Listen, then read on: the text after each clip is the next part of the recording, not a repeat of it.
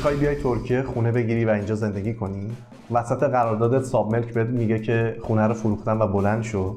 پایان قراردادت میشه و ساب ملک میگه که خونه رو چرا نقاشی نکردی؟ همه اینا رو تو این ویدیو بررسی میکنی. پس با من همراه باشید.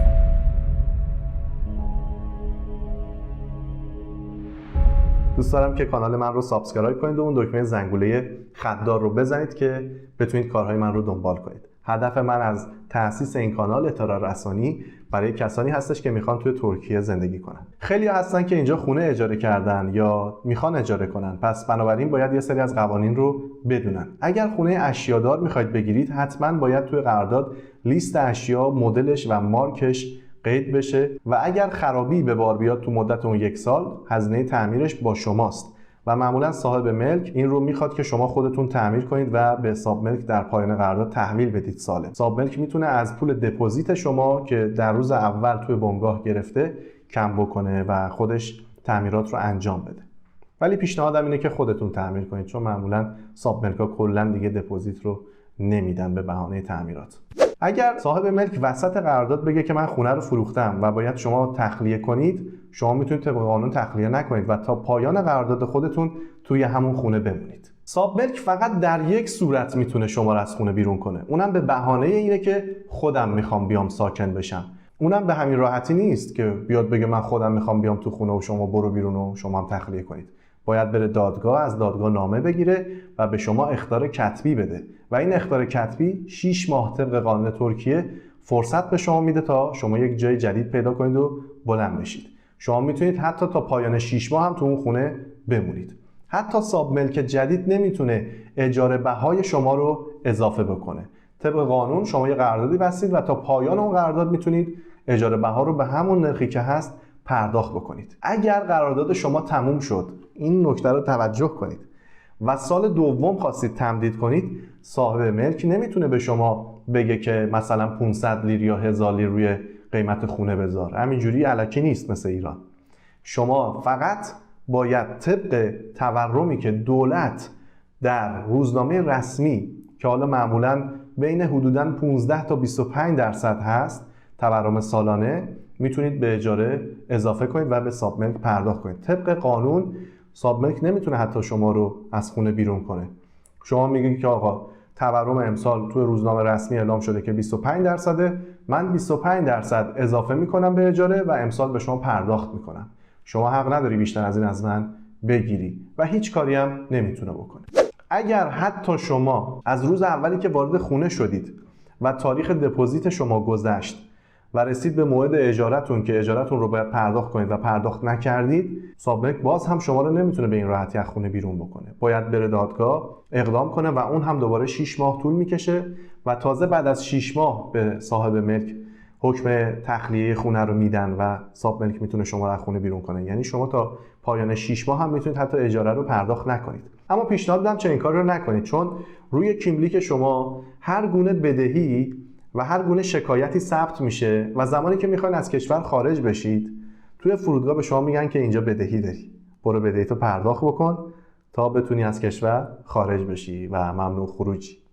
یا اینکه اگرم خارج بشی یه دفعه میخوای بیای تو، میگن دیگه رات نمیدیم چون خلاف کردی تو این کشور و 5 سال دیپورتی. اگر خونه ای رو اجاره کردید، سریعا برید آب و برق و گاز رو به نام خودتون باز بکنید.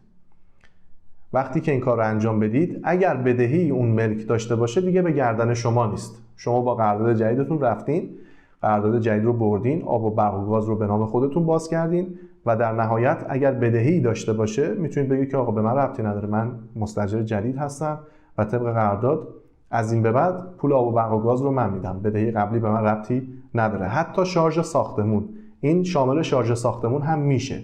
شارژ ساختمون به هیچ عنوان به مستاجر جدید یا مالک جدید مربوط نمیشه. هر کسی که بدهی داره خودش باید پرداخت بکنه. طبق شماره کیملیکش به خودش مربوطه. شما موظف نیستین بدهی کسی دیگه رو توی ترکیه پرداخت بکنید. حتی اگر تو اون خونه زندگی میکنید، حتی اگر قبض آب و برق به نام شما هنوز نشده، اینا اصلا به شما ربطی نداره. ولی حتما وقتی که خونه ای رو میگیرید، قبض آب و برق رو به نام خودتون بکنید و در پایان قرارداد هم برید قبض آب و برق رو ببندید، پول دپوزیت و پول بیانیه خودتون رو از اداره آب و برق و گاز دریافت بکنید.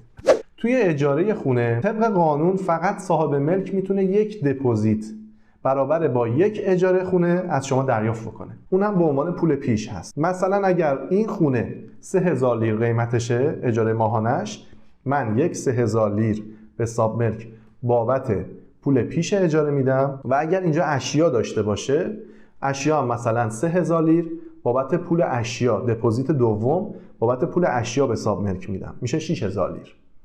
و باید بابت اجاره هم اول هر ماه 3000 لیر پرداخت بکنم. اینجا مثل ایران نیست آخر هر ماه باشه، اول هر ماه به صاحب ملک اجارم رو پرداخت میکنم و پایان سال صاحب ملک موظفه که 2 تا دپوزیت من یا یه دونه دپوزیت من رو پس بده. اگر خسارتی زده شده باشه، مثلا خونه تمیز به شما تحویل داده شده، کثیف شده، شیرالات خراب شده، باید تعمیر کنید و پیشنهاد میکنم خودتون حتما تعمیر کنید، چون صاحب ملک هزینه‌های زیادی رو براتون در نظر میگیره و در نهایت پولی دیگه به شما نمیده به بهانه اینکه آقا مثلا 2000 لیر دادم تعمیر کردم. اجاره رو سر هر ماه پرداخت بکنید. پایان سال اگر رسید نمیتونه صاحب ملک بیاد همینجوری بگه اجاره رو میبرم بالا. طبق قانون نسبت به نرخ تورم اجاره افزایش پیدا میکنه. اگر در پایان سال اومد و گفت خونه باید نقاشی بشه، شما باید به قراردادت رجوع کنی. اگر توی قراردادت نوشته شده باشه که این خونه نقاشی شده، تحویل شما داده شده و صاحب ملک از شما نقاشی بخواد، شما باید دوباره نقاشی کنید.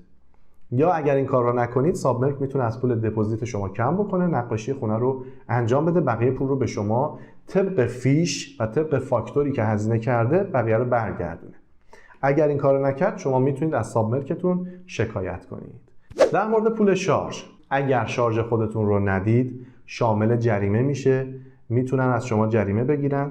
اما به این راحتی هم نیستش که هر جریمه رو اعلام کنن بعد پرداخت بکنید. نه، اونها در نهایت باید برن به دادگاه از شما شکایت کنن و بگن که آقا ایشون مثلا 1 سال اینجا بوده شارژ به ما نداده، یا اینکه امتناع کنن از اینکه شما وسایلت رو از مجتمع خارج کنی.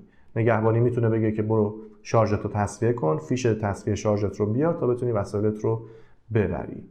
اگر شما بتونید نگهبانی رو دور بزنید و وسایلتون رو یه جوری ببرید و شارژ ندید، اونها در نهایت باید برن شکایت کنن از رو کیملیک شما و طبق رسیدهایی که هست بدن به دادگاه که آقا این آدم اینجا بوده و هیچ گونه شارژی پرداخت نکرده و ما از ایشون طلب داریم.